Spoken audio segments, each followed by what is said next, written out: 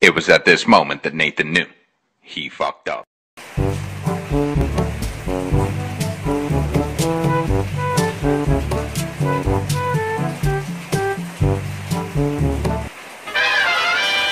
Hujan terus. Sambarin tuh hujan ini. Sudah mau bawa ojol kita di korban ini. Ngapain belum cukup? Hujan terus.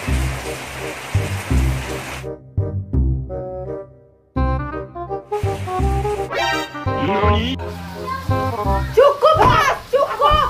Kamu nggak usah lagi. Nah, gelem aku nek kayak ngene mas. Cukup mas, aku nggak sanggup mas, nggak sanggup. Pulangin aku sekarang mas. Kamu giniin aku, kamu gituin aku. Pulangin mana di mana? Pulangin aku ke orang tua aku mas. Oh, dengan mau kita pulang panganan dari orang tua? Oh mas, aku nggak sanggup mas. Kamu baru dijambut apa? Kamu marahin aku terus. Jangan banyak. Kita berangkat panganan di mana? Ya sekarang ini toh mas. Iki loh, badanku biru-biru kabeh iki loh. Kowe iki piye toh? Mana bagian itu tak kena bagian biru-biru.